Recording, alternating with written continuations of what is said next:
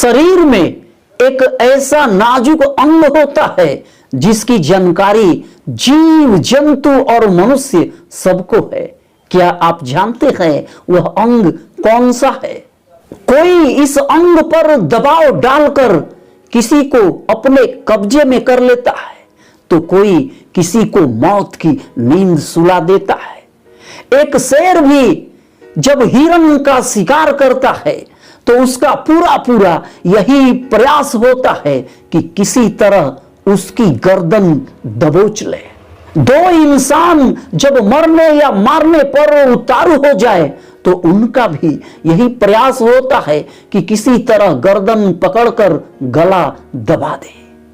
तो ये गला बहुत ही सेंसिटिव, नाजुक होता है। दिमाग तक खून की सप्लाई करने वाली नसें भी इसी गले से होकर गुजरती है।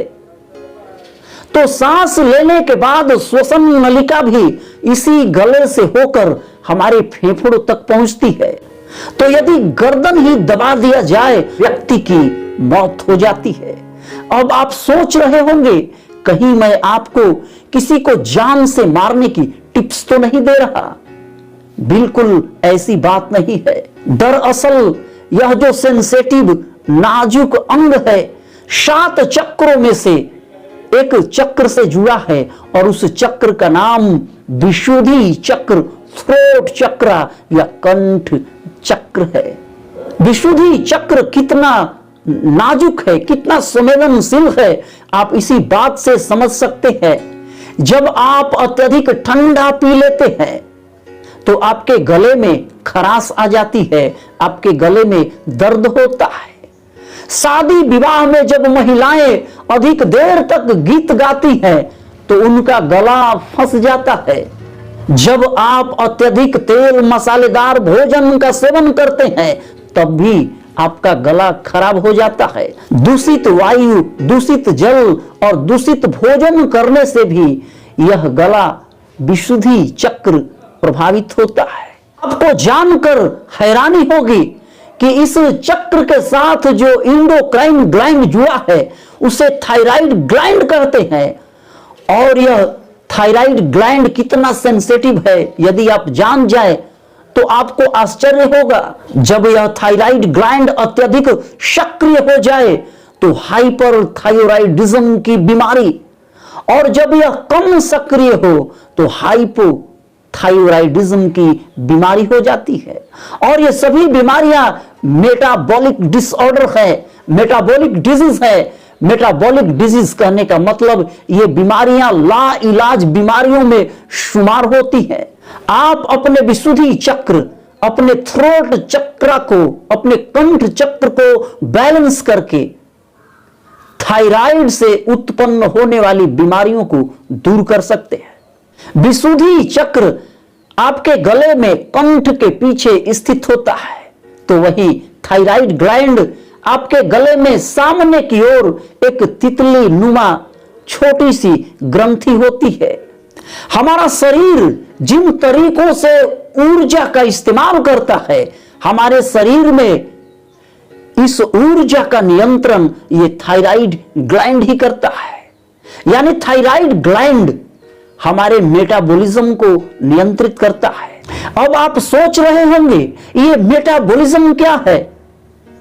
जो आप भोजन करते हैं उस भोजन से जो कैलोरी प्राप्त होती है, उस कैलोरी को ऑक्सीजन के साथ जोड़ना और फिर उससे ऊर्जा प्राप्त करने की प्रक्रिया को मेटाबॉलिज्म कहते हैं।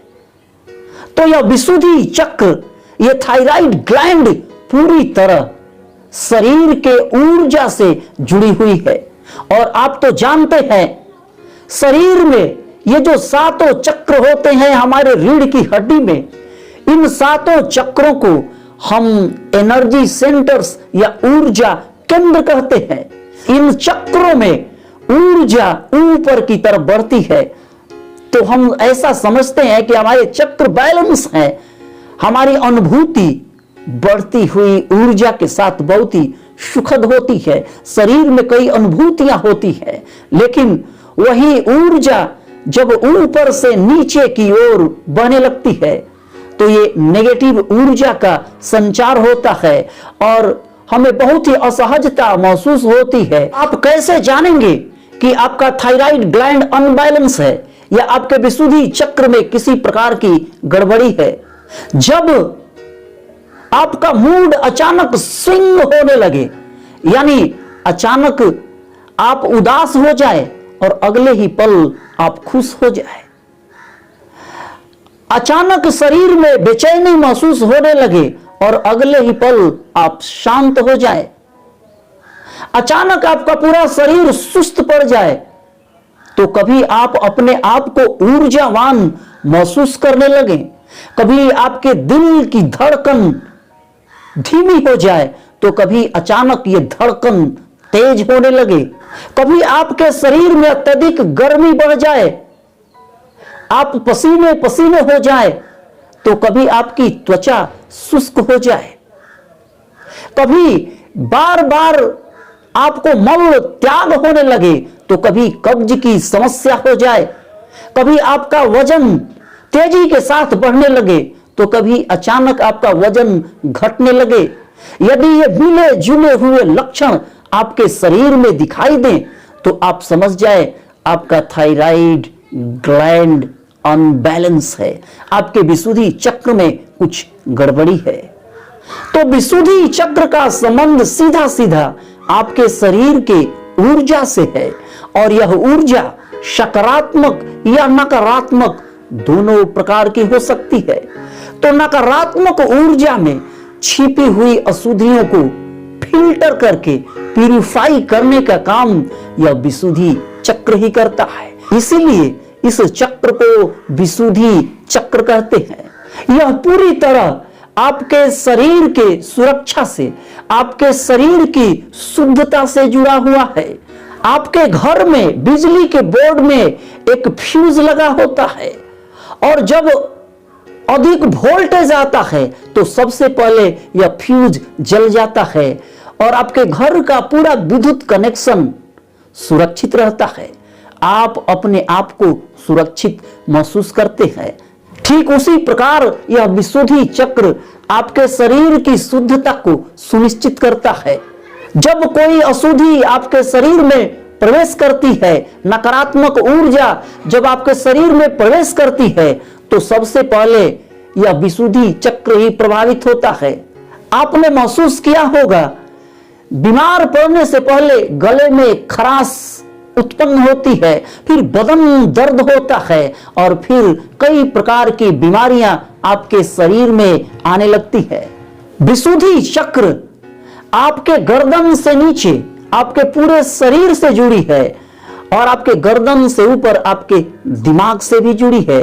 तो यह विशुद्धि चक्र आपके शरीर की अशुद्धियों के साथ साथ आपके मानसिक अशुद्धियों को भी दूर करती है।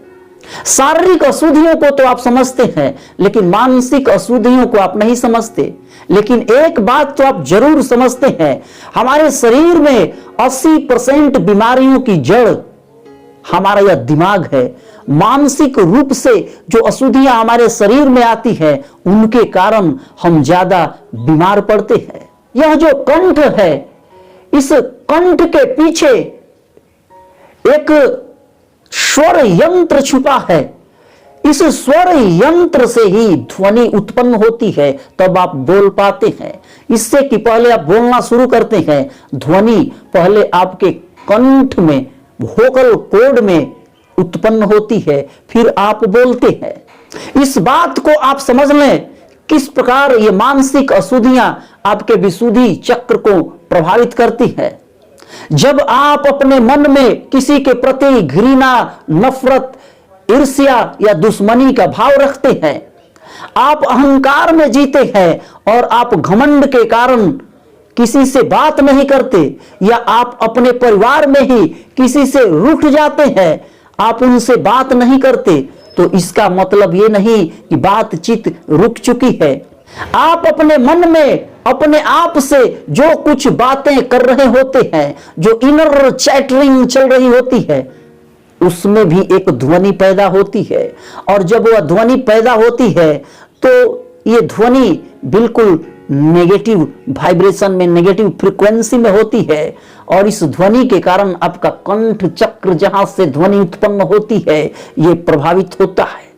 जब आप किसी बात को अपने मन में छिपा कर रखते हैं, उस बात को आप कभी किसी से व्यक्त नहीं करते, आप कभी नहीं बोलते, तो इसका मतलब ये नहीं कि उस बात का प्रभाव आपके कंठ पर नहीं पड़ता। जिस प्रकार आप मुंह बंद करके मंत्रों का मौन जाप करते हैं तब भी उसका बराबर प्रभाव पड़ता है। आप मौन होकर किताबों का पाठन करते हैं, मौन पाठन करते हैं, तब भी आपके कंठ चक्र पर प्रभाव पड़ता है, क्योंकि आपको उन अक्षरों के अर्थ पता होते हैं, उनके भाव पता होते हैं, तो कंठ चक्र में एक ध्वनि पैदा हो जाती है।